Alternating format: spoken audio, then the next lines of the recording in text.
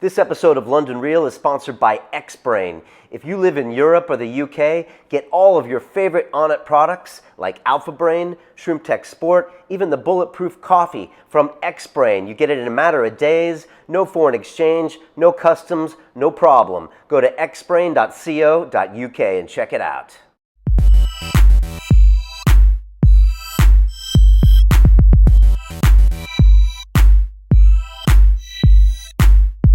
London Real, one of the coolest up-and-coming podcasts.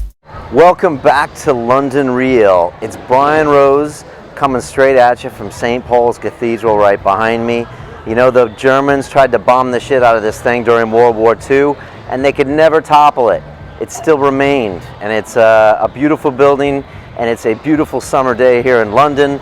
I am going to take you for a walk across the Millennium Bridge. Yes, it was built for the Millennium celebrations. It takes us over to the Tate Modern Art Museum, which is beautiful in itself. So I'll walk you through a little bit of London history and show you some sights and scenes. I think you've probably gotten used to all the parks and Shoreditch at this point, so we'll freshen it up a bit. I just wanted to thank everybody for the support for the DMT episode. It was you know, a little controversial to do, and I wasn't quite sure you know, how it would be received or if the police would show up on my doorstep. It's one of these things you just never know, and but we had to do it anyways, and I'm so glad we tossed the show out there. The response has been really positive, so thank you so much for watching it and for your positive comments. It's just been nothing but love when it comes to that show, and I really appreciate that.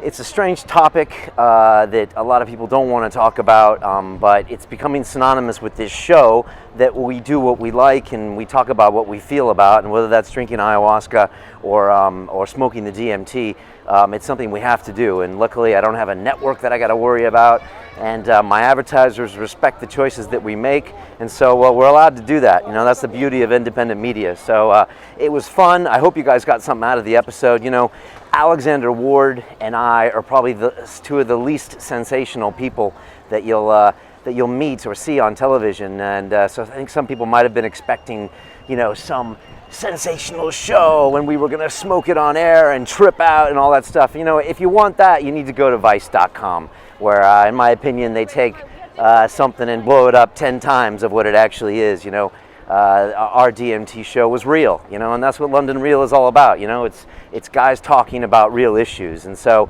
you know, Alexander and I talked about what we went through. We didn't try to make it big or make it something it wasn't, or include crazy cuts and graphics and stuff like that. So who knows, maybe in the future we'll make shows like that, but for now we're just gonna keep it real and tell you guys what we're thinking and what's happening. So thanks again for tuning in for the DMT show. I really do appreciate that.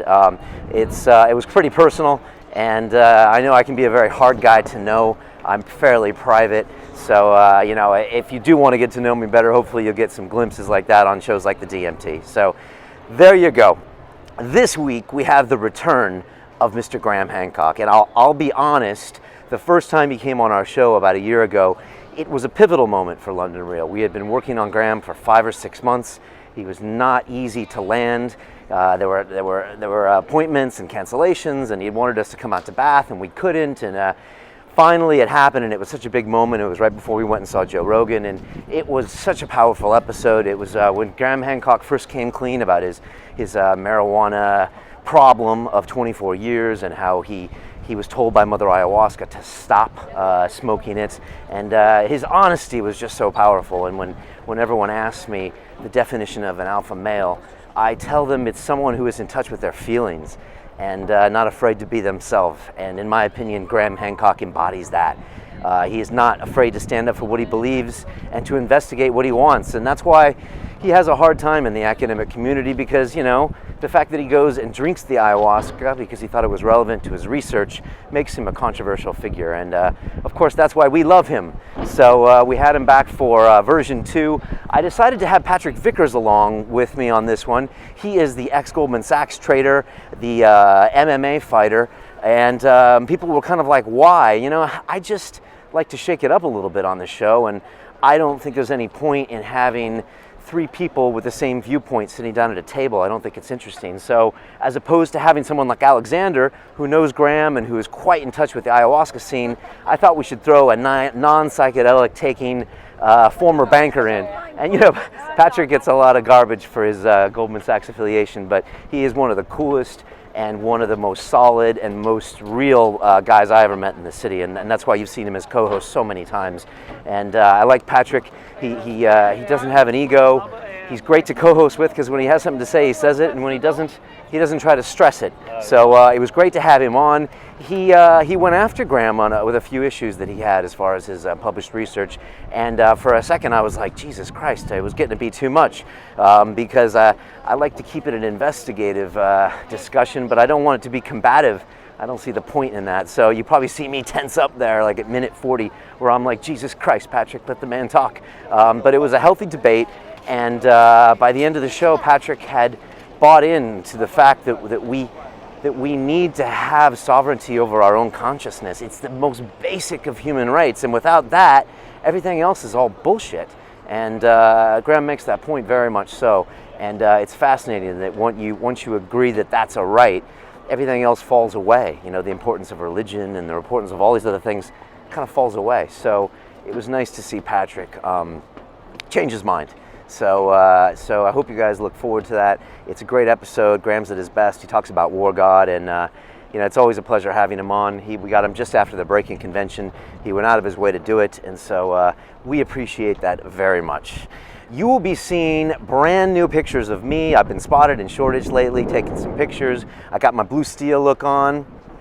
I've been posing, and we got a new website coming out, and a new look, new branding, and everything. It's about time, and we're doing it with the folks at Squarespace, and that's kind of a coincidence. They're also advertising with us. You know, if you don't know, Squarespace is an all-in-one web creation tool, and you can go on there and choose what you want to do, podcast, creative, whatever, and you can make it look beautiful quickly. And it's also cheap, and you can even register your URL with them, and it works on any device, which you have to have a website that works on tablets and works on iPhones these days. You can't just have one site. So we're using them. I'm actually using Squarespace right now to publish Silicon Reel, and it's the easiest thing I've ever done. It's like just drag and drop these audio files. It's like boom, boom, boom. So much easier than what I'm doing now with WordPress. So if you would like to check out Squarespace, my co-host Colin Pyle turned his personal website over there. Melissa Terry from the University of Greenwich, she moved hers over there. So if you want to do that, please check them out. You can start without any credit card for free. Go to squarespace.com/London Real. And like I always say, you never get a second chance to make a first impression. So do it right with your website the first time. Again, it's squarespace.com, and you can use the customer code London8 and get 10% off. Behind me you see the Tate Modern Museum. It used to be, I think, an electrical power plant or something like that, and they turned it into a dope museum. You might have also seen the Shard behind me. That's now the tallest building in Western Europe. Again, St. Paul's behind me somewhere. And yeah, it's a bit of living history. Beautiful summer day here in London. I'm liking it. And yes, I'm going to yap for a bit longer here and let you know what's coming up. We got Dan Hardy in the house in 2 weeks. It's going to be a fantastic show sitting down with him. You know, London Real and Dan Hardy are pretty synonymous when it comes to our interest in psychedelics, our interest in mixed martial arts. And so it's going to be fantastic to sit down and talk with Dan. Really looking forward to that. It's going to be another potentially epic episode. If you guys have been watching London Real or following my Twitter feed, then you also know that I am now bulletproof. Yes, it means every morning I take my bulletproof coffee, which is extremely low in mycotoxins, which is a form of mold, and I make it with a slab or a nice little chunk of grass-fed butter. And then I put upgraded MCT oil in there. I mix it all up, and that is my meal in the morning. And I just love it. And I cannot emphasize enough of the people I think should try this, especially if you want to lose that 5 or 10 pounds or maybe even 20. I think it's the perfect way to get your brain going right in the morning and to basically get you burning these high quality fats and oils. And I love it. All my boys are doing it. You know, Peter Irving was doing it. Paul G's doing it. All the guys in the know are doing it, and they're loving it. Colin Pyle as well. So if it's the one thing that I would say to change about your diet, it's this. It's simple. And out of all the different things I've tried, I've gone gluten-free, which is another thing that the Bulletproof exec Dave Asprey talks about. I really try to avoid gluten at all times these days. That, avoiding sugar, and then bulletproofing and just eating intelligently has just taken me a long way. You know, I'm 42 and I'm in sick shape. So, you know, check it out. If you want to learn more about his stuff, go to bulletproofexec.com. He's got like 200,000 words of free content. And if you want to buy his stuff, you can click right here on YouTube, or go onto the London Real site, or go to upgradedself.com, get the coffee, and, you know, change your life. You know, this is a great time to start in the summer, and I really think you'll enjoy it. Now, if you're in Europe, it's even easier to get the Bulletproof, and that's with the guys at Xbrain. You know, I've been talking about this for a while. I love these guys. I love the service they provide. If you go to xbrain.co.uk, you can literally get a bag of that coffee and a bottle of that MCT oil. You can have it on your door in 2 days, and you can start making those changes. And I love it. I love the service. They've also got all the Honor products. And on top of that, they've got some new proprietary line, which I've started. I don't normally take a multivitamin, but the Spectrum multivitamin that they've created now, I'm loving it. I've been on it now for about 4 or 5 days. I take 2 every morning, and I really enjoy it. It's got all sorts of natural stuff in there. It's vegetarian friendly, and they've got more lines coming out. These guys are very serious about their products. They're going to have a new organic whey protein that they spend a lot of time developing. So check them out. Big fans of the guys at Xbrain, and you know, they sponsor the show, and they believe in all the crazy shit we do here. You know, I didn't get any heat from any of my advertisers when it came to the DMT episode, and you know, that says a lot about them, and you know, the fact that they believe in us. So if you want to support us, support the site, click through and get something from them. Like I said, I'm a big fan of the Bulletproof coffee, and I think that's the way to go. And that's it. I hope you've enjoyed this beautiful tour of London. That was the Millennium Bridge, and of course, that's the Tate Modern behind me.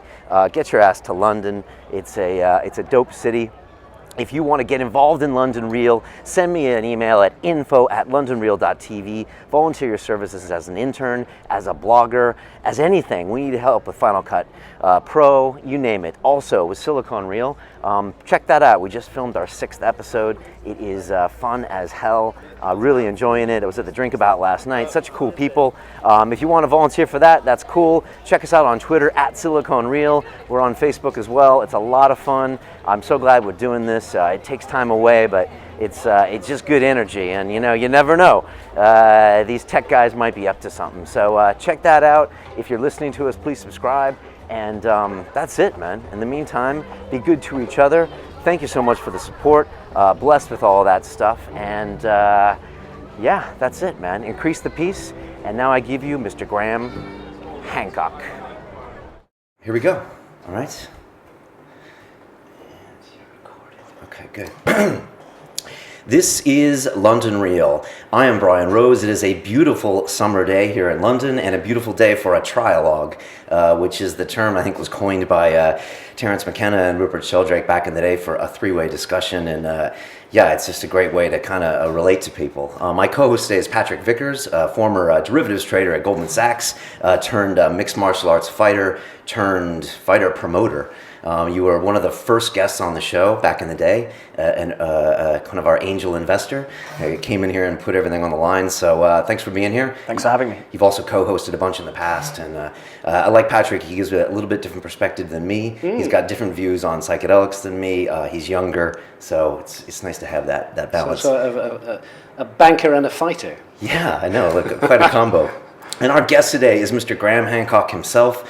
He is a British writer, a journalist whose books include The Sign and the Seal, Fingerprints of the Gods, and his fiction works. You would know Entangled, and most recently, War God, which last time he was here, he was describing the book to Nick and I, and we were like, can't wait until we we read this because it just sounded so exciting, and the way that you described the events that were happening in, well, what is now Mexico. What is now Mexico, and what was then an unknown land to Europeans. When Cortés turned up there in February 1519 with 490 men in 11 ships, he was after gold, and he really had no idea what he was going to confront. Last thing he expected was to be confronting a gigantic military empire that cut the hearts out of those who they captured in battle. I mean, literally, human sacrifice was the central activity of the Aztec Empire, who had knights, who had a code of honor, who were trained for warfare from childhood. This was what those who they captured in battle, I mean, literally, human sacrifice was the central activity of the Aztec Empire, who had knights, who had a code of honor, who were trained for warfare from childhood. This was what Cortés confronted, and the Aztecs could put 200,000 men into the field. It's hard to conceive of those numbers. I mean, you have to say that those 490 Spaniards, they were brutal men. They were cruel, callous, single-minded men. But you have to say they did have balls of steel. Because just the crossing itself would have been difficult enough, right? Yeah. That sharpens the iron, I would imagine, that cross. Just what? Just getting across to the country in the first place. The Spanish had been in Cuba since 1492, since the time of Columbus. But they had not ventured onto the mainland, apart from a couple of tiny little expeditions which just went there to just check it out and see what was happening. And the year before, 1518, one of those expeditions, just of 3 ships and about 110 men, had taken a savage beating at the hands of the Maya, who were another of the indigenous peoples of Mexico. And Cortés was aware of this. They were aware that they were dealing with people very different from themselves. They felt they had the edge because both the Maya and the Aztecs only had stone weapons. They did not have metal weapons.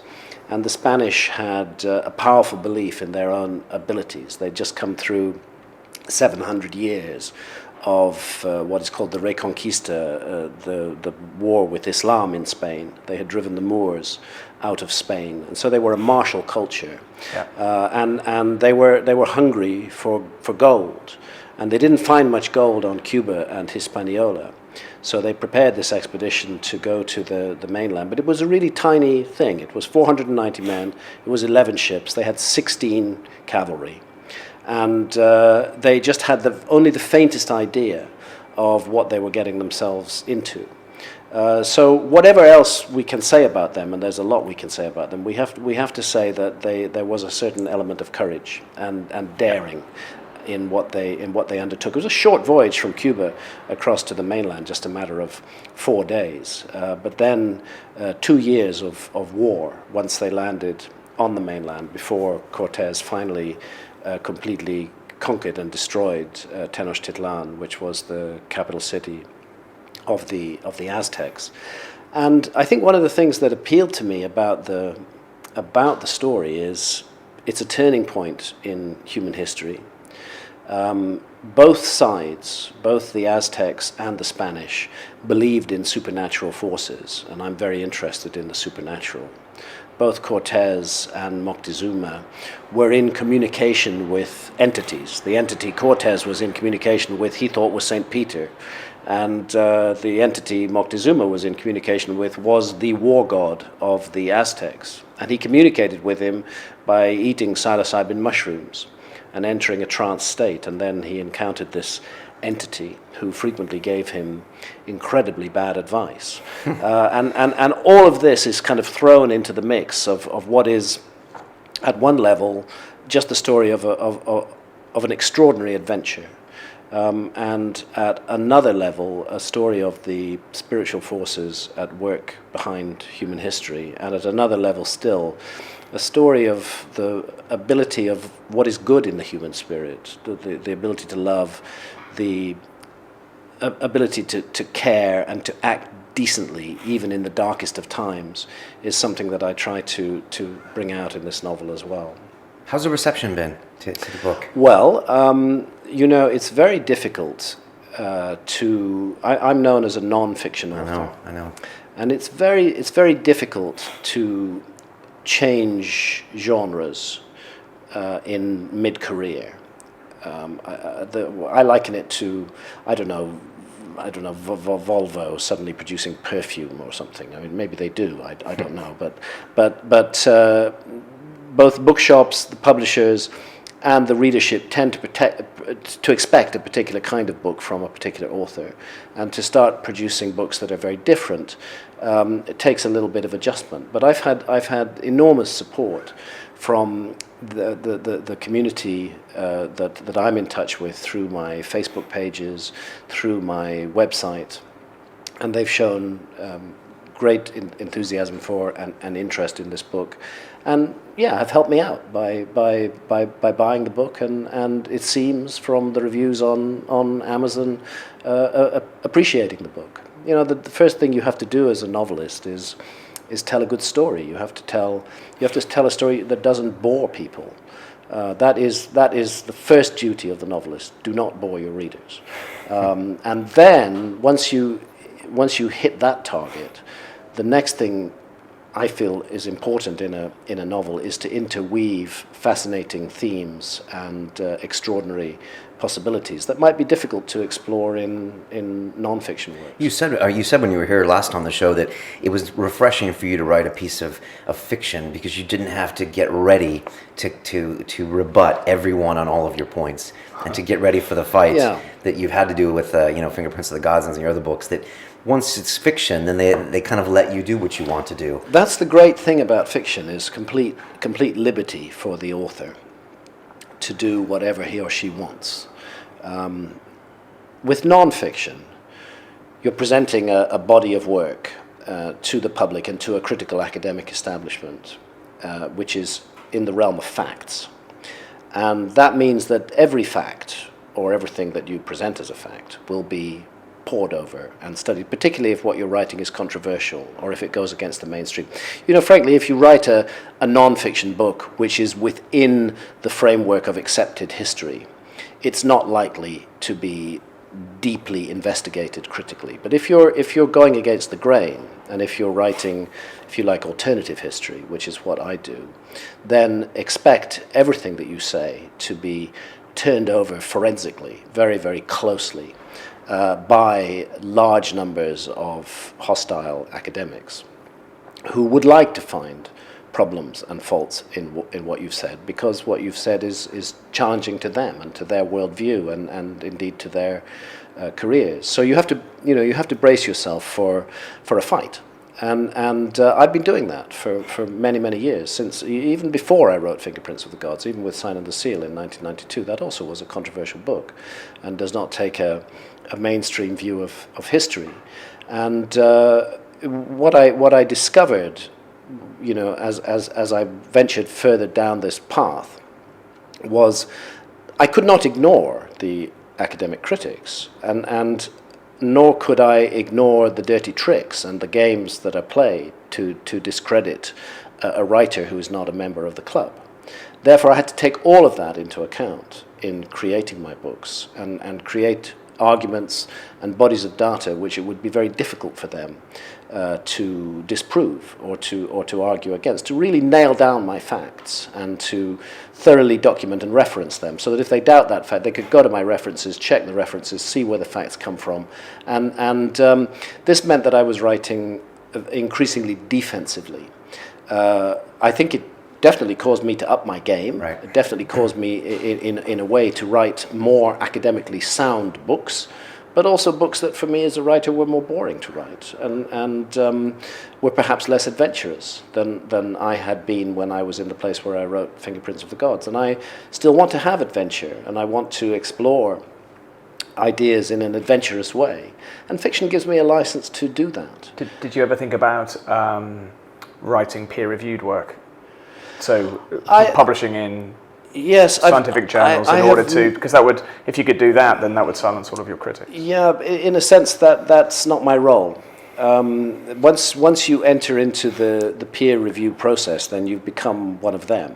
But if what you say is against the mainstream, you don't have to, you're just playing by their rules in order to get your point across. Oh, I do try to play by their rules, but you try to get an article published in an archaeological magazine which suggests that the origins of Egyptian civilization may be more than 12,000 years in the past, and I guarantee you it'll never happen. It'll never happen. The only way you're going to get those ideas in front of the public is not to go through the peer review process, because the peer review process will filter you out right at the beginning. This hypothesis is impossible, the peer reviewers will say. So do not even consider getting it published. You don't get alternative history published in mainstream archaeology magazines. What mainstream archaeology magazines do with alternative history is to try to rubbish it, to pour scorn upon it, to demolish it. There's absolutely no question of becoming part of the club, because the club, by definition, does not believe in alternative history. So the only way is to appeal directly to the public and to present arguments and evidence. Now, this is precisely what I'm saying. When I have been going down the road that I've gone down and writing books of alternative history, I have increasingly played by their rules. I have increasingly footnoted and referenced and documented every statement that I make, but I don't kid myself for a moment that I would ever get that material in a mainstream archaeological magazine. I just know for sure that I would not. They regard me as the devil incarnate.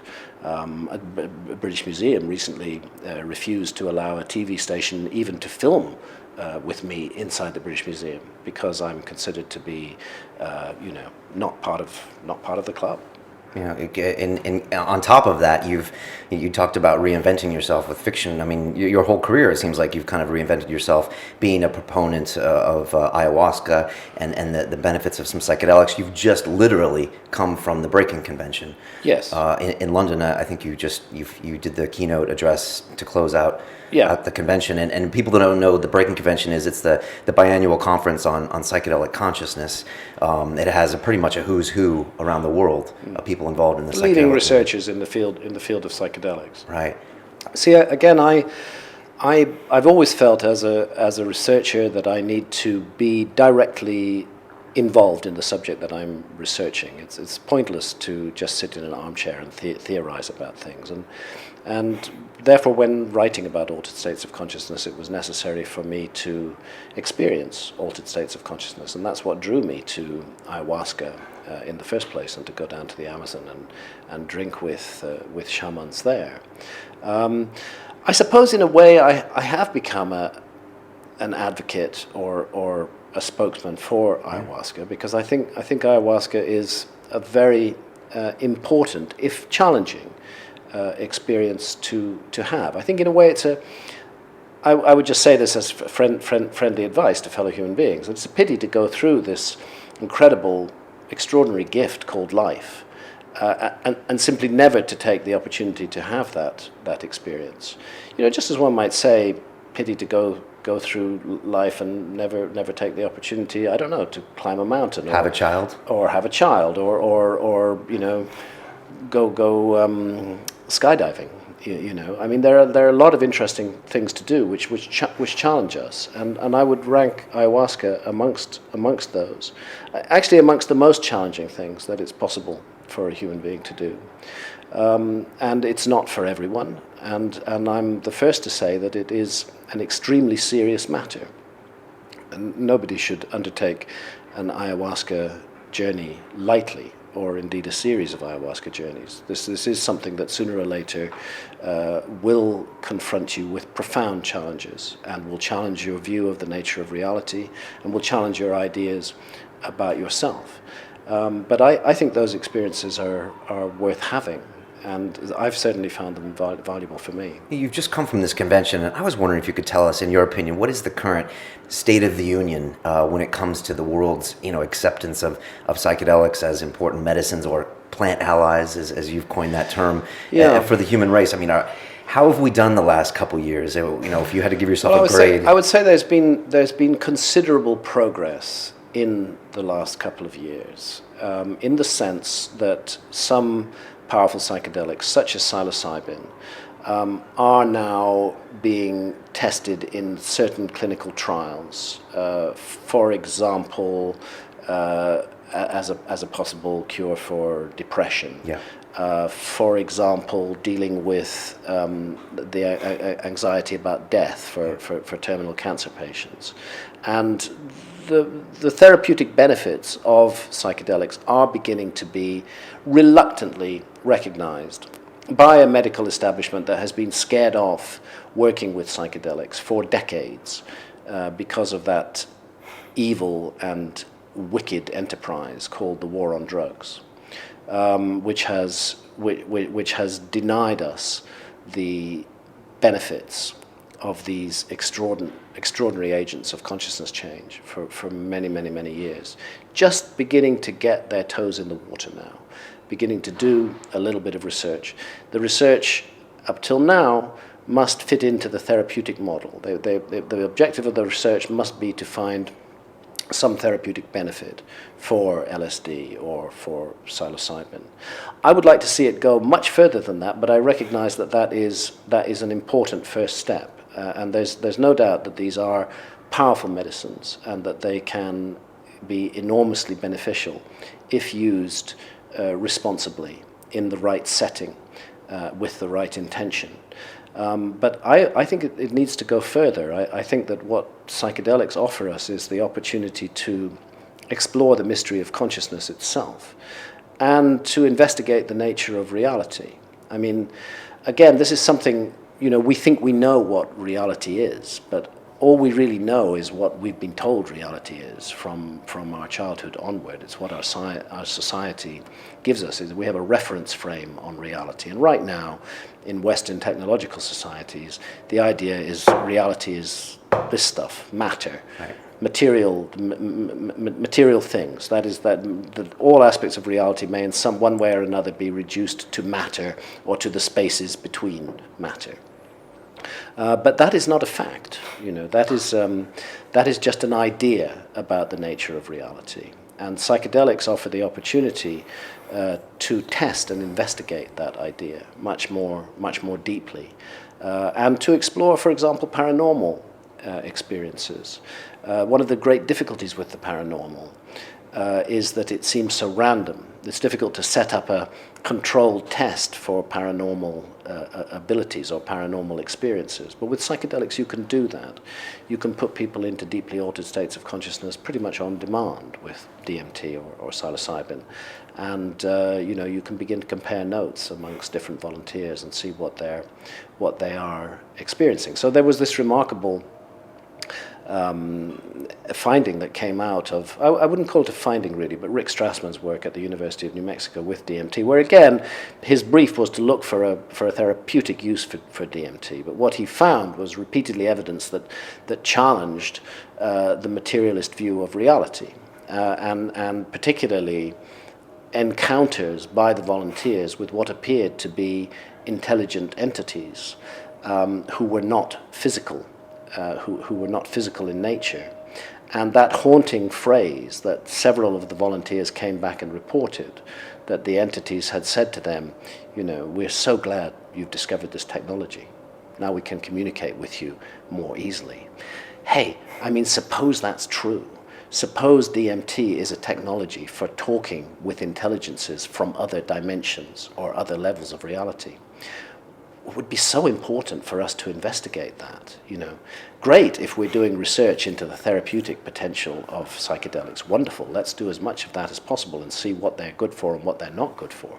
But my goodness, let's also use them to explore the nature of reality.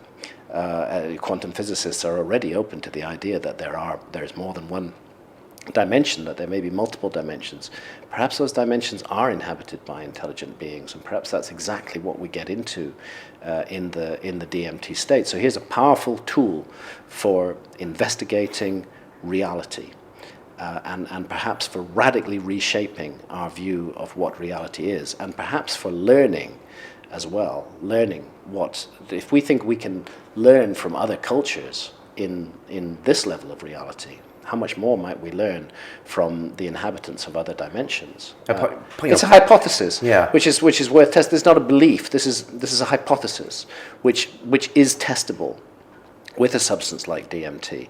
If we can get rid of this paranoia, this mad fear of altering consciousness, which irrationally drives our society to acts of incredible stupidity. Yeah, anyone who's been on a DMT experience, psilocybin, ayahuasca, which I have, all of them, can understand what you're talking about. Yeah. And when you come back, you can say, no, this is reality. But then how is that any different from your DMT experience? Is that a reality?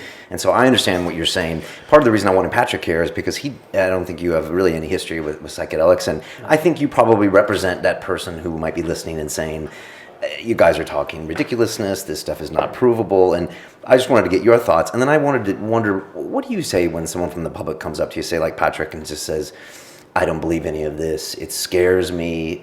First, I'll get your thoughts first. So it just feels to me that mankind is obsessed with not just being here for a given period of time and looking for some sort of deeper, more meaningful purpose. And because of that, you look for other reasons and other, whether it's religion, whether it's, reincarnation, because no one wants to believe that they have 70 years on the planet and then they degrade and nothing else becomes of you. So it just feels a little bit like you're, I wouldn't say clutching at straws, but looking for answers to avoid just being, faced with this very bleak alternative. Sure, no, I understand that. I would actually put it the other way around, and I would say that the person who says and passionately believes that there is nothing beyond this life, and when we die we're just dead and they're meat, that I would say they're actually clutching at straws, because that's a really hopeful and positive position to have. Much more worrying to have the notion that every action, every thought, every second of your life counts in the much longer term, and that the mistakes and errors that you make in this life may not just be wiped away echo in with eternity, your death, as it were, yeah. but may have massive implications for you throughout eternity and infinity. I mean, to me, that's actually not a comforting idea at all. That's an extremely worrying idea, and it's one of the ideas. But doesn't that sound like a bit like religion? Well, yes, of course it sounds like religion. Where do you think religions come from? I mean, religions come fundamentally from visionary experiences. Moses in front of the burning bush, St. Paul on the Damascus Road, the Prophet Muhammad shivering in his cave, meeting the entity that he construes as the angel Gabriel. You scratch any of the big monotheistic mainstream religions, and you'll find shamanistic experiences in altered states of consciousness right there under the surface, of course, overlaid in subsequent years by layers of bureaucracy and power-hungry priests and rabbis and mullahs who've imposed a social structure upon it. But the essential experience is an experience of altered states of consciousness. And I think actually that any point of view is reasonable on this, but until one has actually had the experience, I don't think you're in a strong position to suggest that the experience is just wishful thinking or anything like that until you've actually had it.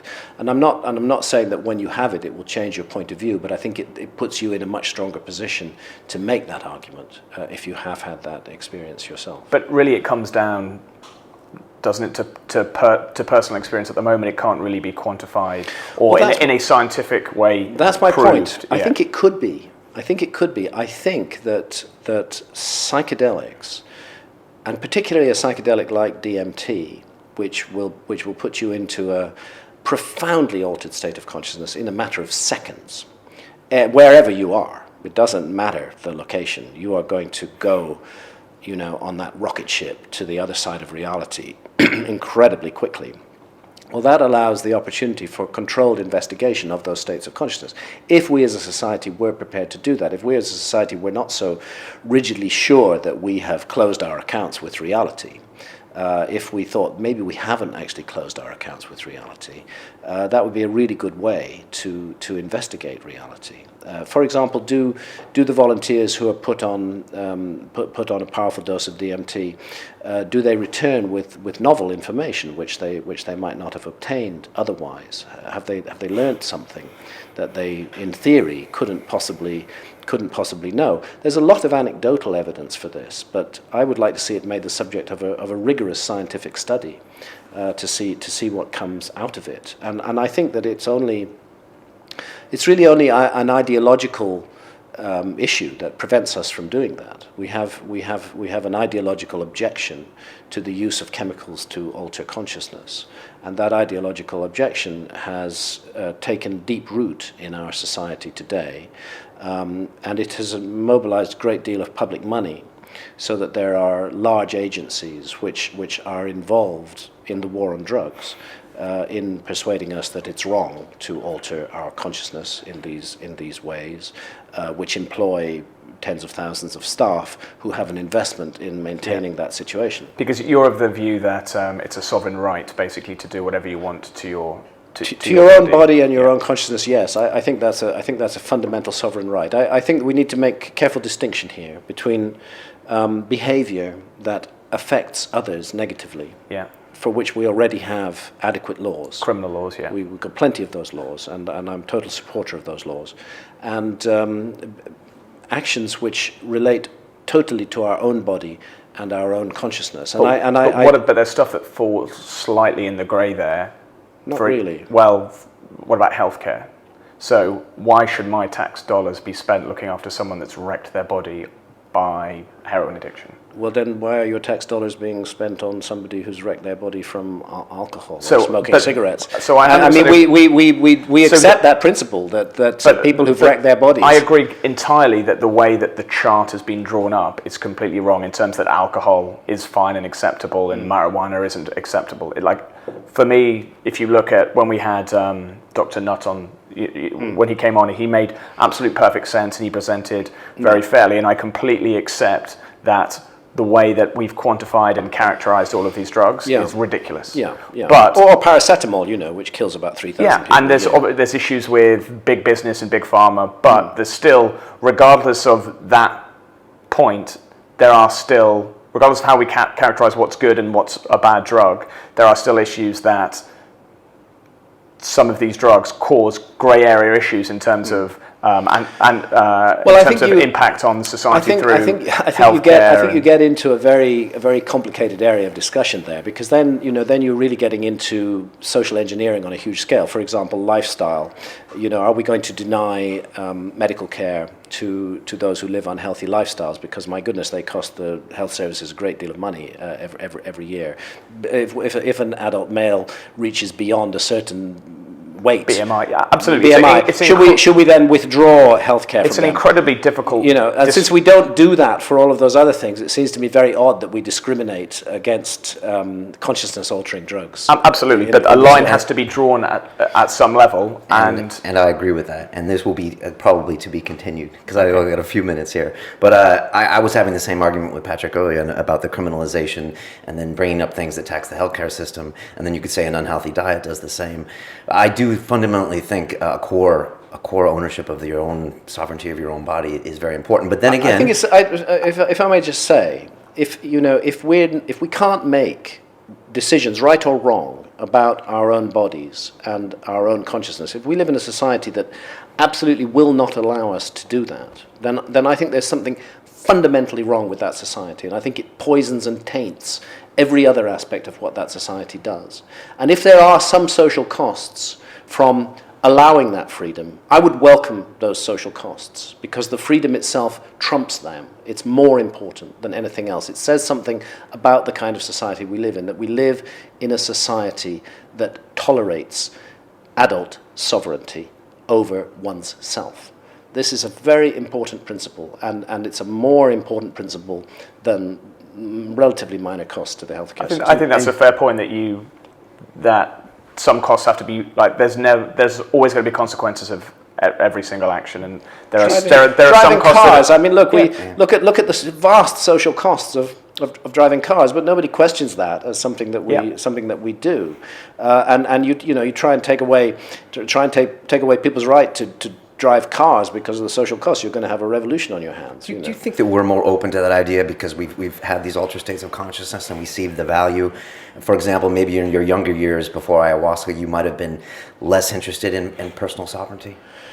Yeah, there was a time when I can remember a time in certainly in my early 30s, even perhaps my late 30s, when I felt that the drug laws made perfect sense. Now, to me, they're a gross abuse of human rights, and I can't understand. I actually can't understand how it's possible for anybody to support them. They're just so plainly, patently, obviously wrong. Just like laws against witchcraft are used to exist and actually are really, really wrong, or giving people criminal sanctions for being gay, which used to happen in our society not so long ago.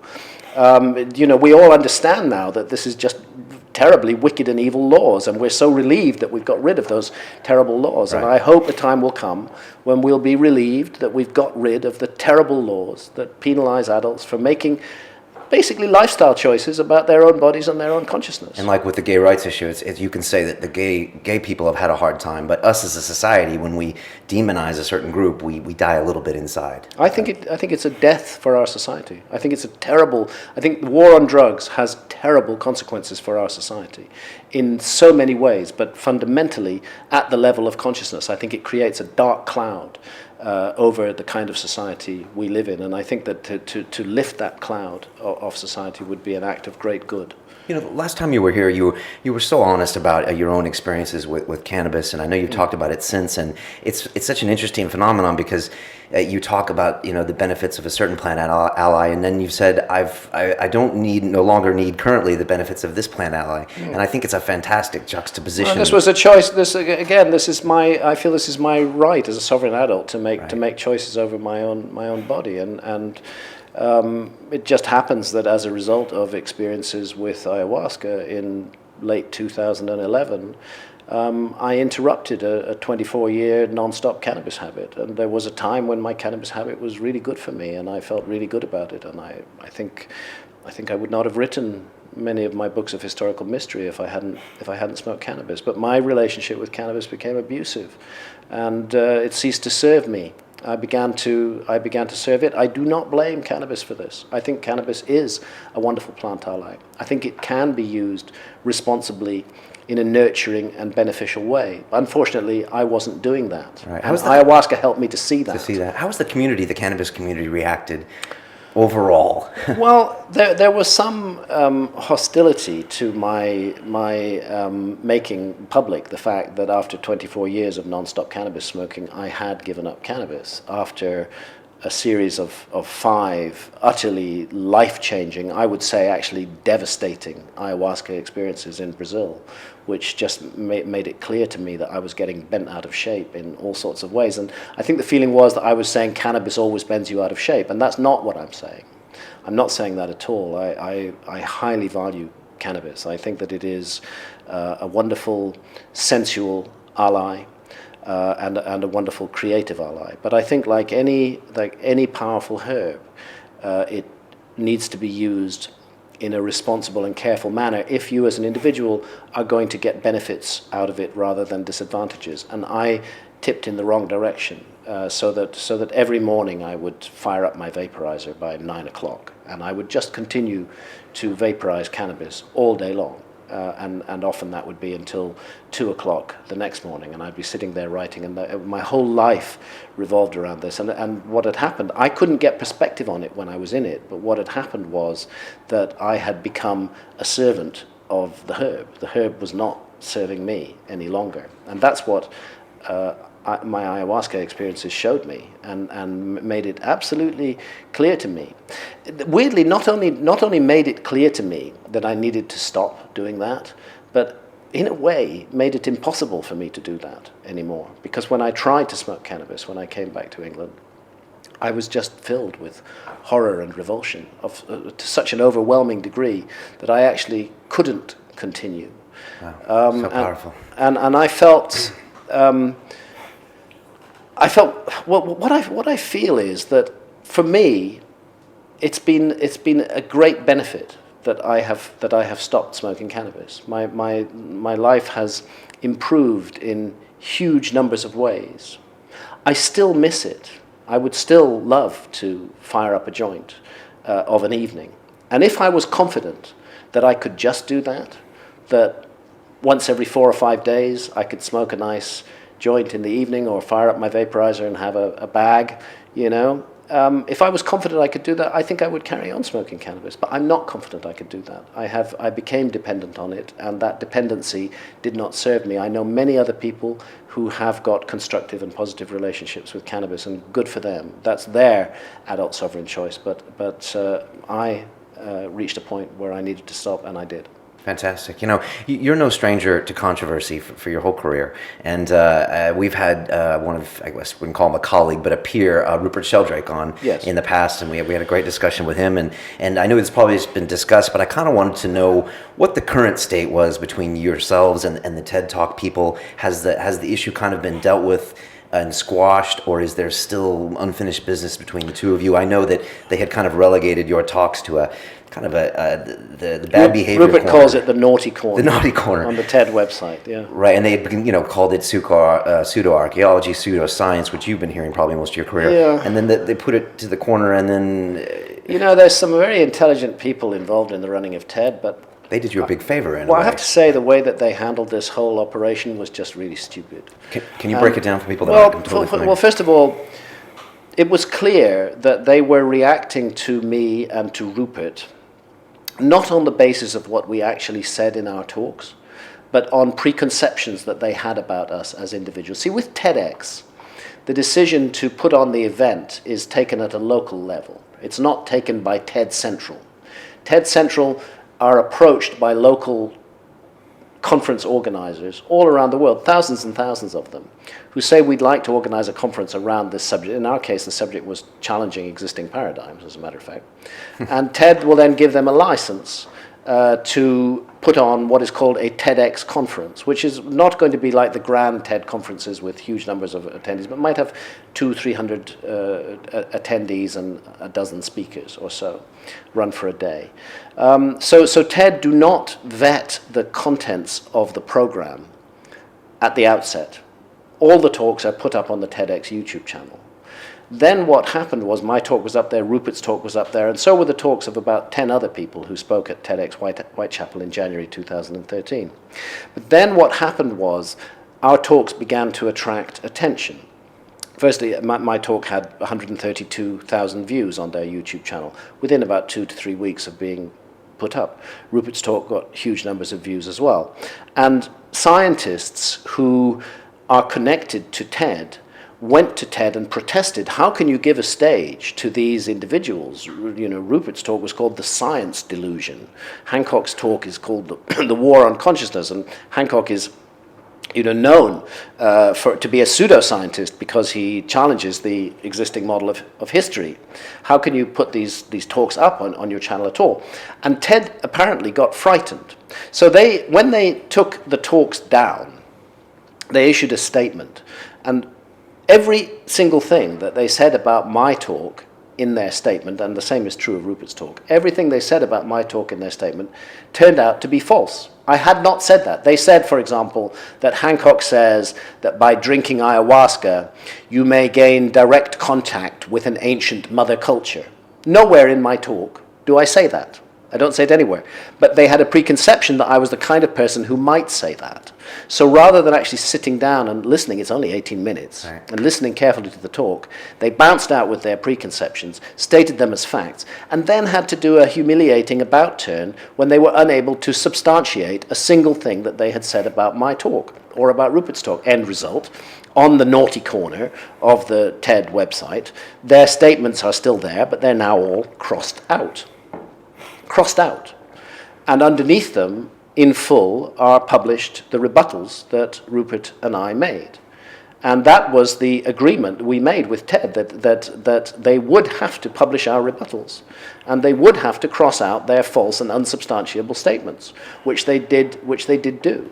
But what they would not do is reinstall our talks on their YouTube channel, which of course is their right. I mean, they're the broadcaster. They can decide what they want to host and what they don't want to host. But they do keep the talks there online in the naughty corner of their website. Now, there was a huge furore around this, an enormous reaction on the internet. The internet does not like censorship. No. The spirit of the internet is freedom of information, and the whiff of censorship that surrounded this, that Ted actually felt that these talks were too dangerous to be seen by adult, rational people out there, was very annoying to a lot of adult, rational people.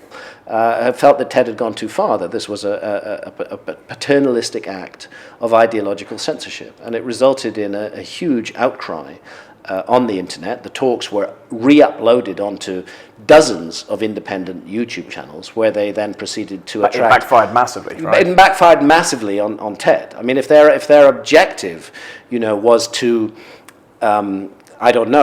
keep us quiet, then they should have taken a completely different strategy from the strategy they took. It makes them look very much part of the mainstream conspiracy, right? It makes them look part of the mainstream conspiracy, and this is I think, not something that Ted had thought through, because their brand, if you like, is about free thinking and challenging ideas. Changing the paradigm, or whatever the name of the conference was, what do they expect?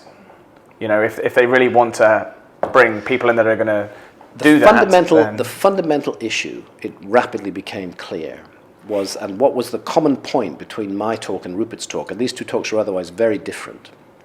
The fundamental issue was that we are both open to the possibility that consciousness may not be localized to the brain, that the brain may be a vehicle for consciousness, that it may be a transceiver of consciousness rather than a generator of consciousness. And that idea of the non-locality of consciousness, which is being taken very seriously by leading researchers in consciousness studies at the moment, turns out bumps up against a fundamental dogma of the small group of scientists who advise Ted, because all of those scientists define themselves as materialists. But it's what we and a materialist is not somebody who loves material things. It's somebody who believes that everything may be reduced to matter, including consciousness. But it's what we discussed before when we were talking on the topic. It's, at the moment, it's an idea, right? It's a theory. It's not something that can, at this stage, until we do the research, the non-locality of consciousness that can be proved at the moment. The non-locality of consciousness is indeed a theory, and so is the locality of consciousness. Yes. The notion that consciousness is an epiphenomenon of brain activity is not a fact. Yeah. It is also. But they can't criticize you for it being pseudoscience when you're not like saying here's the hard data. You're saying that it's one potential an idea theory. that is worthy of exploration. That we the point is that we don't really know what consciousness is. Yeah. And that conflicts with materialist dogma, and materialist dogma is the death of science, in my view. Science should remain open-minded and inquisitive on unsolved questions, and should not be in the business of persecuting and shutting down those who seek to inquire into those questions. For a very long time, we had the so-called Ptolemaic model of the universe. The Ptolemaic model, the Earth was at the center. Yeah. The sun revolved around the Earth. The planets and all the stars revolved around the Earth. For those who held to the Ptolemaic model, it just seemed so completely obvious that that was correct. I mean, you just have to look up at the sky. You see the sun is going around the Earth. It's so obvious to them. For centuries and centuries, this seemed to be the obvious idea. And those who held an alternative idea that actually the Earth was going around the sun, the planets were going around the sun, those who held that idea were at risk of their lives. They were actually burnt at the stake. Giordano Bruno was burnt at the stake. Copernicus hid his research until after his death because he feared to be burnt at the stake. But Copernicus and Giordano Bruno were right. Galileo was shown the instruments that he would be tortured with unless he accepted that the Earth did not move. And he recanted at the last moment and said, "Okay, it doesn't move if that's what you want me to say." So it's the same. It's the same issue with consciousness right now. All sorts of efforts are being made by materialist science to deal with anomalous evidence. There was anomalous evidence in the Ptolemaic model. The movements of the planets didn't really fit, but then they invented new epicycles that would explain why they moved in that way. And now we have anomalous evidence on telepathy. Why do you think people are so obsessed with the status quo? What's the driving force? I think there's a feeling of safety in the status quo. And not only that, but that one's own ego and one's sense of self and place in the world becomes invested in particular ideas. The ideas become reified. The ideas become things. And they take on a monumental power and strength. And I think that they're really, if you look at it, for example, the ideas contained in the mainstream religions, those ideas until the 1700s were leading Christians to burn fellow human beings at the stake, are still leading Muslims today to stone women to death, are leading the Temple Mount faithful in Israel to seek to take back the Temple Mount. These are all ideas about our place in the scheme of things, and the ideas are so powerful that they will actually lead people to kill. People will commit murder in the name of those ideas and believe that they are doing something right. It's one of the reasons why I was interested in writing War God about the Spanish conquest of Mexico, because there we have two peoples, the Spanish and the Aztecs, who absolutely believed that they were doing the will of their God. And in doing that will, there's no evidence for that, no proof for it whatsoever. It's absolutely grounded in nothing, but their idea that was what they were doing led them to act in a most horrendous way towards fellow human beings. So ideas are extremely powerful. And I think one of the things that we need to do as human beings is step back from those ideas and say, well, yes, okay, I've been told this from my childhood, but maybe it's not true. Maybe I should be looking for other explanations. Always keep an open mind. That's a very interesting point. It's kind of a metaphor for, this book is kind of a metaphor for even what's going on right now. Well, indeed, the world today is filled with religious conflict, where people in the name of ideas are doing the most horrendous things to each other, and the world is filled with hatred and fear and suspicion, and these religious buttons are being pressed. When actually, you get down to it, we're all members of the human family. There is no difference between us. We all have our hopes and our fears and our ambitions and our dreams. We all want to see our children grow up to live secure and interesting lives. We all want a roof over our head. We all want to experience love and joy. Those are the fundamental uniting characteristics of the human creature, and we artificially divide ourselves from one another on the basis of religious dogma. And that's the next step forward that we need to take. And that's why I feel that adult sovereignty over consciousness is such an important issue, because once you claim sovereignty over your own consciousness, then you cannot have your buttons pressed by some ideologue in that way. You are going to think things through and think for yourself. And I think that's the next step for the human race. Get away from these structures that have enchained our minds for so long with such negative results. And just to close the TED thing out, would you ever do another TED Talk again? In your mind, is it finished? I don't think there's any question of Ted ever inviting me to do another TED Talk. I think that would be quite out of the question. It would be quite extraordinary if they did so. Sure, I would do one. Yeah, I mean, I think I would seek some securities first, though, because it's a very dramatic thing to do, to put a talk out there on the internet and then just whip it off, take it offline. I mean, I feel that actually what is revealed here, I accept the right of TED or any media organization to broadcast what they wish to broadcast, but they should make that decision at the outset. They are making problems in their structure the problems of people who present at TED conferences. It's not my problem that TED is not able to, if TED really wants to rigorously review the contents of talks, they should do that before the talk goes on the air. They shouldn't let it go on the air and then tear it down. Yeah. That's the mistake. So I don't think I would do a TED Talk if there were any suggestion that if my talk didn't agree with their ideology, they would take it offline. They would have to agree at the outset that whatever I said, the talk would stay online. And if they didn't agree with that, then I don't see why I should do it. I wonder if I could ask you a bit more of a personal question. I know you write, you travel a lot promoting this book. You're speaking at the Breaking Convention. I was just wondering, what's the most difficult thing about what you do as a professionally? It seems like writing isn't one of those things, but I love writing. You're also the de facto spokesman for the psychedelic movement in the UK to a certain extent, whether you wanted that title or not. That would be an honourable title if that were true. But I think what I try to speak out for is the issue of cognitive liberty, that we must have the right to think freely, and that includes the right to explore and experiment with our own consciousness, which happens peripherally to involve psychedelics. It's not that psychedelics are my primary issue. My primary issue is freedom of consciousness.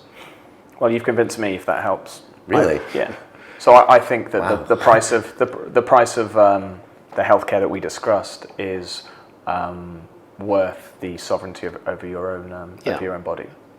Yeah. And it seems like a fairly fast turnaround, but that argument was relatively compelling. And you have criminal laws to protect To the protect rest of against society. harms that are done. So yeah, I think it is a very fundamental and important issue. But in terms of what is the most difficult thing that I do, look, I really enjoy my life. I feel blessed to be alive at all. I feel blessed to have had the opportunities I've had to explore the world, to have extraordinary experiences, to constantly be learning and growing. I won't pretend that every minute of every day is absolute bliss.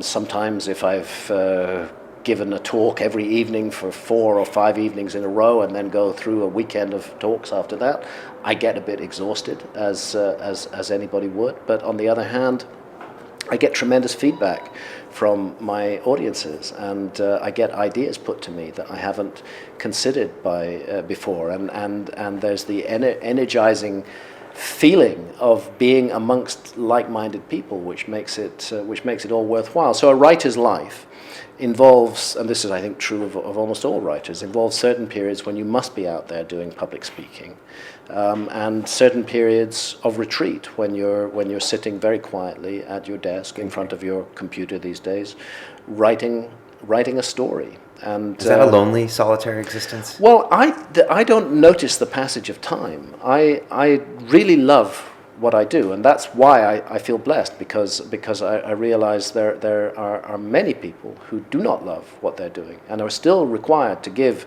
8 or 10 or 12 hours of their day, at least 5 days a week, often more. I mean, when I look at young people now, the huge pressures on young people in the economic environment, the vast number of hours of work that are required to be put in, as though your employer kind of owns your soul, as well as those hours of your day.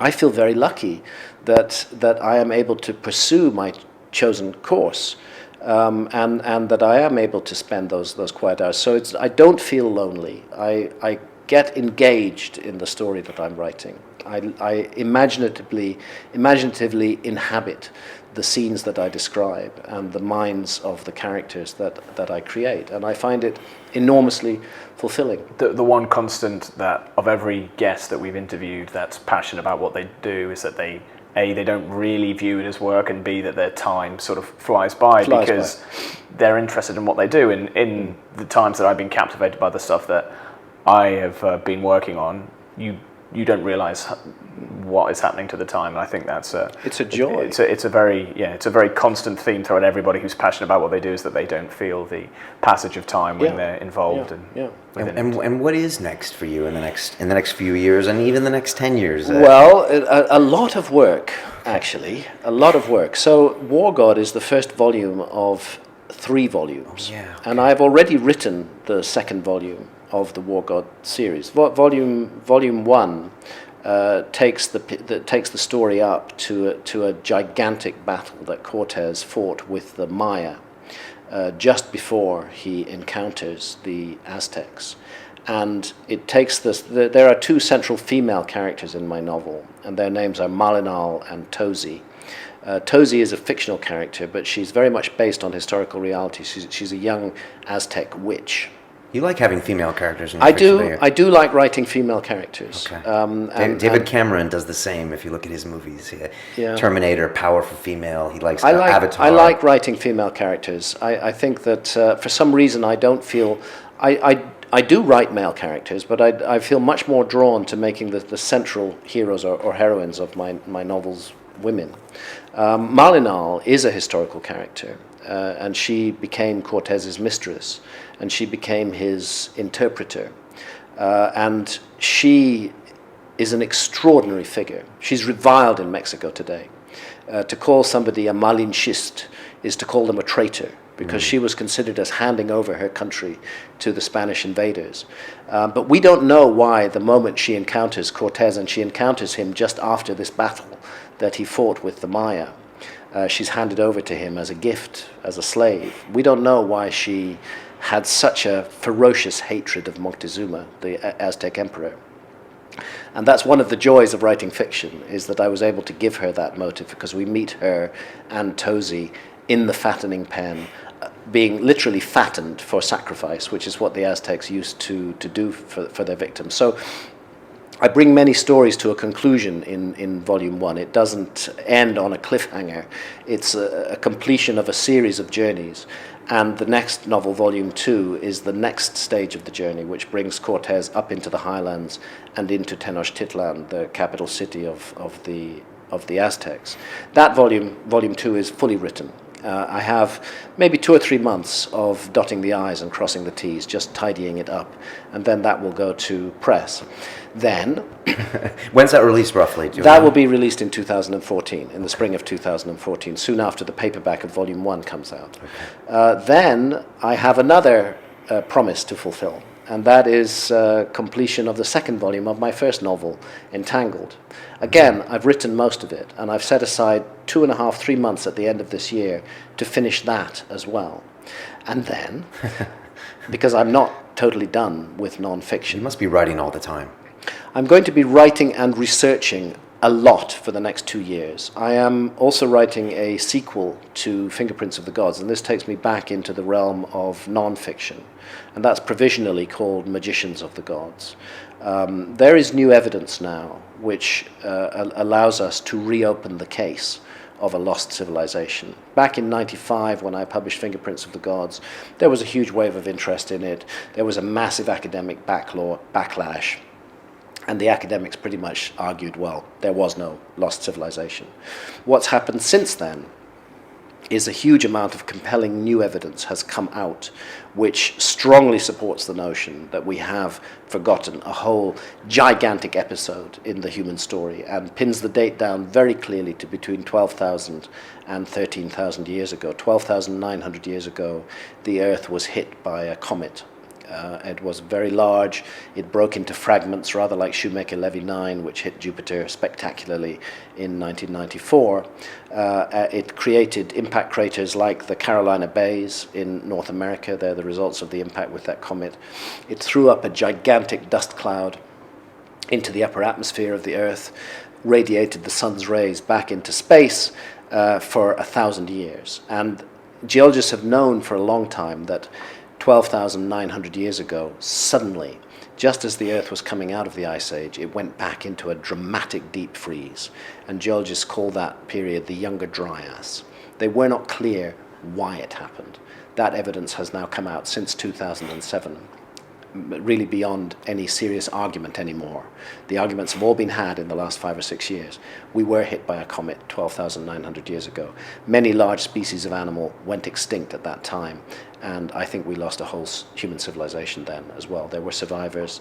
They settled around the world in places like Egypt, places like Mexico and Peru, and they passed down the traditions and such wisdom as they had been able to preserve.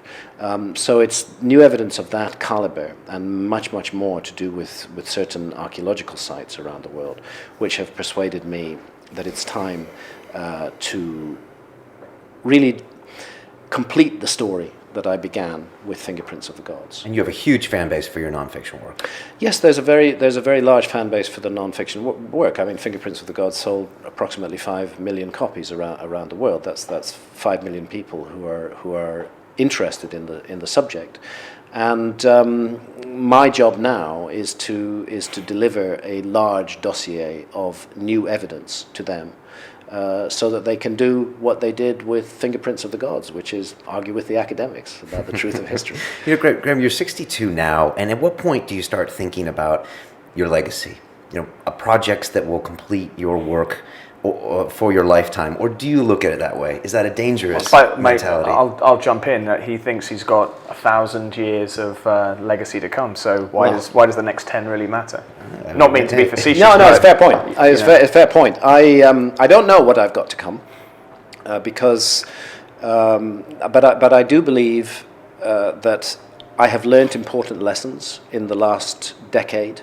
Particular, that I have tried to change my life. I have tried and continue to try to be a nurturing and positive person rather than a negative person. When I look back on my arrogance, I was a terribly arrogant person. I was harsh. I was often unkind 10, 15 years ago.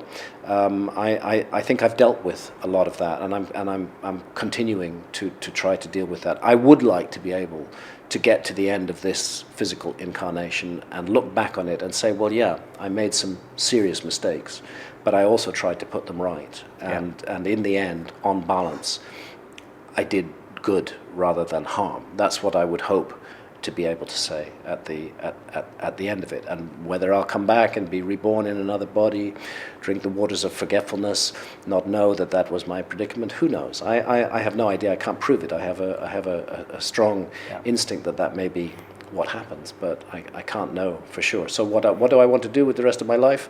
Live as good a life as possible, be a positive influence upon others rather than a negative influence, which includes recognizing that I have behaved negatively in the past and that I don't want to repeat that again, and to exercise such creative gifts as the universe has given me to the full.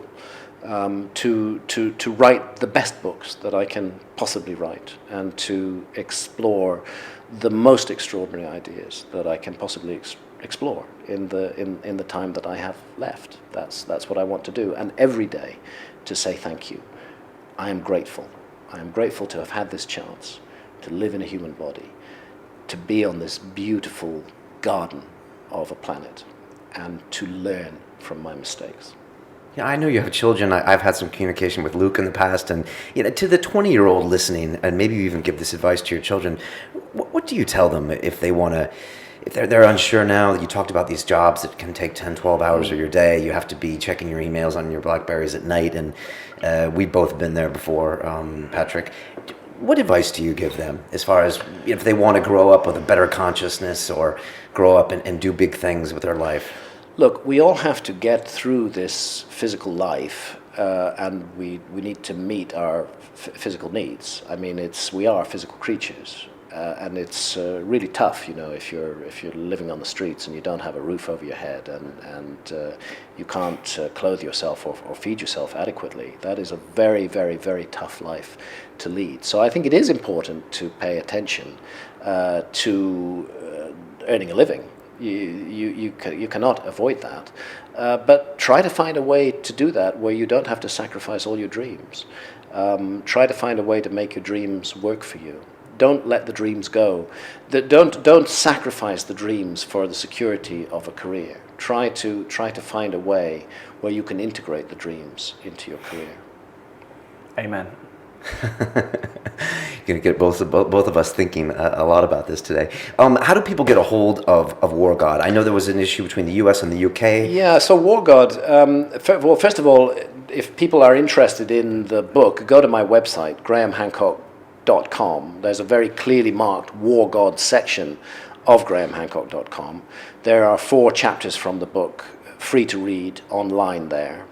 There are background articles about the content of the book, free to read online. So there's a lot of material. People don't just have to go out and buy the book on faith. You can check it out on my website and see whether it's the kind of story that you want to read or not. It's available right now from Amazon UK. This is one of the areas where I've had a problem. In Britain, we have the Waterstones bookshop chain. There are 300 bookshops in the Waterstones chain. Initially, they took just 125 copies of War God. on the grounds that I am unknown as a novelist, and therefore nobody will buy my novels. Well, that's what I call a self-fulfilling prophecy. If you put 125 books in 300 bookshops, they are completely invisible. They cannot be seen, and therefore, of course, people will not buy them.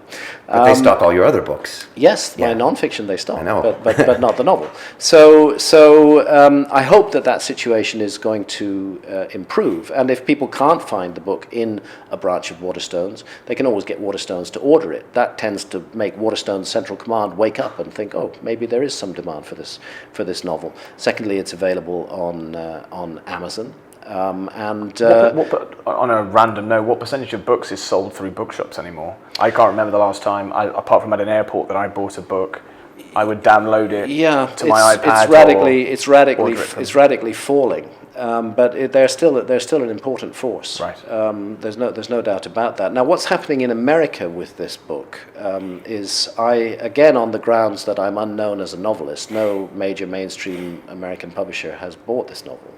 But I have made an arrangement with a very small publisher to release an electronic version, a Kindle version of War God at a very low price. Because one of the things I feel quite strongly about when we talk book trade is that mainstream publishers charge outrageous prices for Kindles. The UK Kindle price of this book is £10.99. Amazon are selling the hardback for £12. There should be a bigger difference between the Kindle price and the Kindle, they have to pay VAT.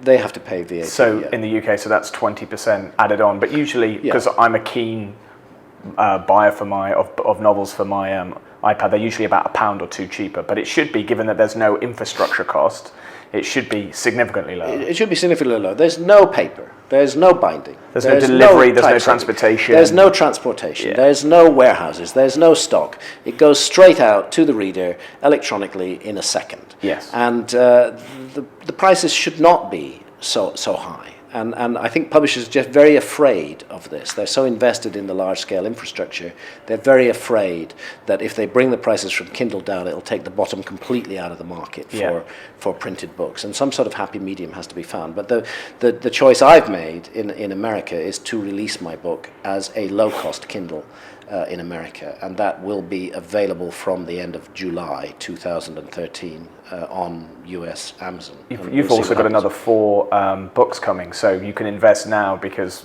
once this becomes a bestseller, everybody's going to want it for the next 3 or 4, or however many you've got. So I take nothing for granted.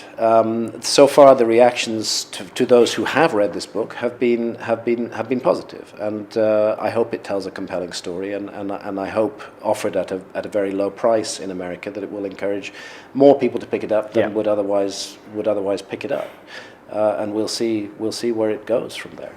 You know, Graham, my last question is just as a UK citizen. I guess we're all UK citizens, and I was wondering, we talked about this right over the sovereignty of our own body. What is something that someone listening can do now to make that change happen? You know, do you recommend that people do it politically, as far as electing members? Do they come out of the closet psychedelically? What's the best thing? I think that it's a whole range of things. I think we need to be much more vociferous in relation to our members of Parliament.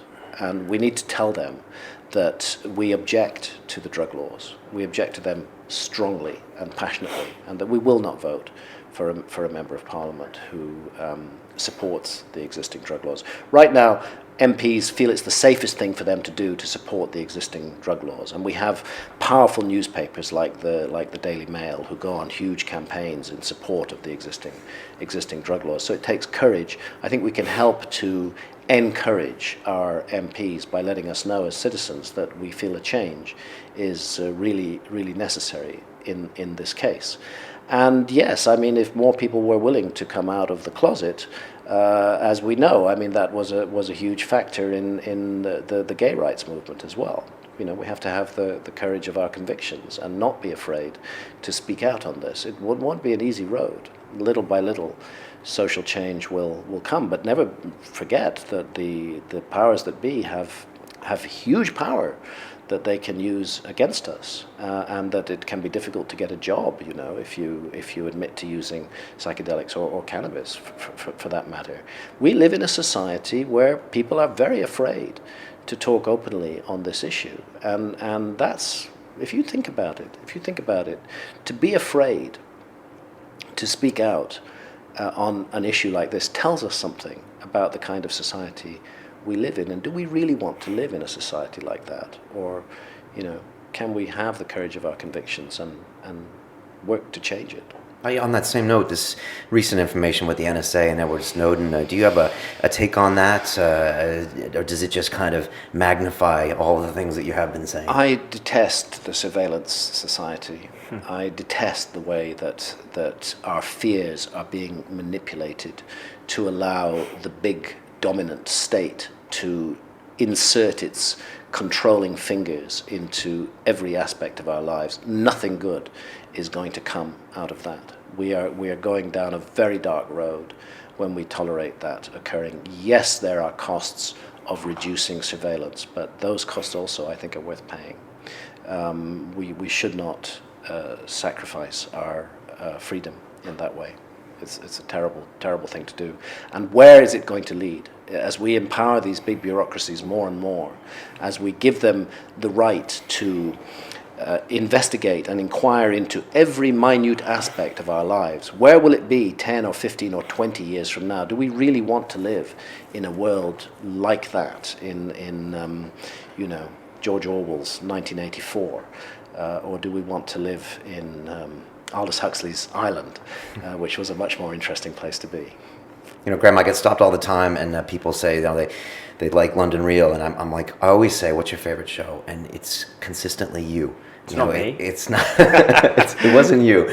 It was Graham, and you still have our highest iTunes downloads. Your episode has over 1 million downloads on the iTunes, and it's just, in a way, you're kind of almost synonymous with London Real. You were one of our relatively early guests, and just people kind of equate your positivity and your message along with us. And it's always a big pleasure having you on. Thank you for saying that. So, I appreciate it. It's always a pleasure to be here, and thank you for giving me the opportunity to speak. No, fantastic. Please come back more often whenever you're in town. I know this was not easy to do. You had a long day talking, and now you're going to driving back to Bath. So thanks for taking the time. It's a pleasure. For people out there, it's Twitter. It's Graham_Hancock.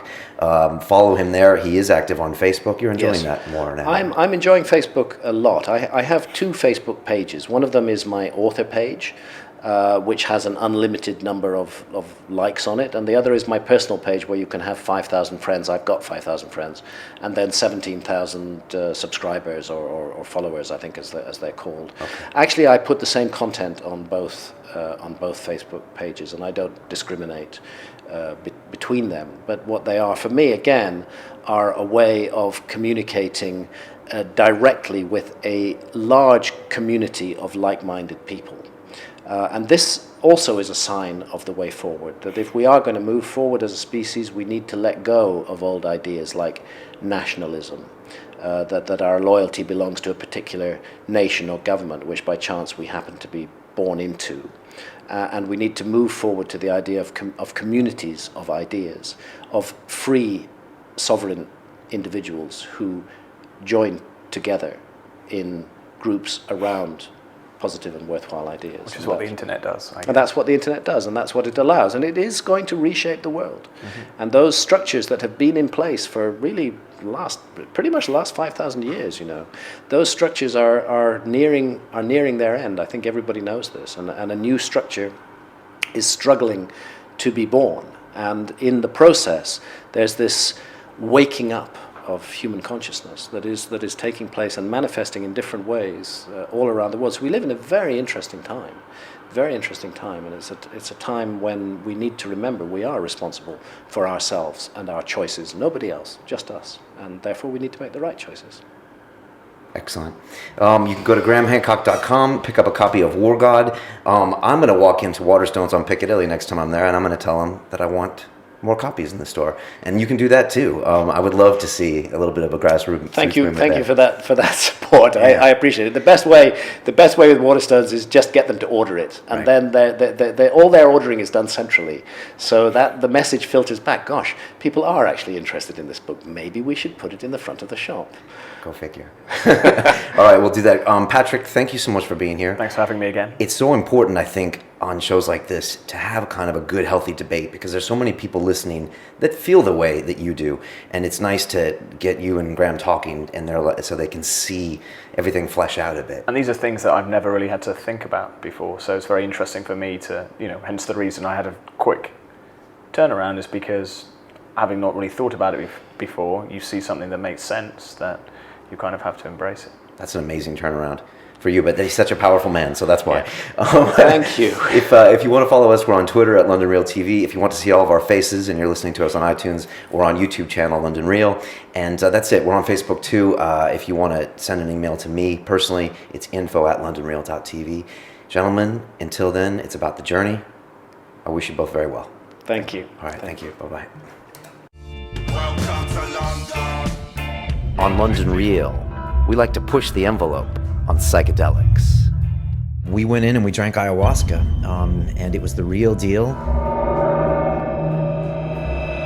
Ayahuasca requires us to confront the truth about ourselves.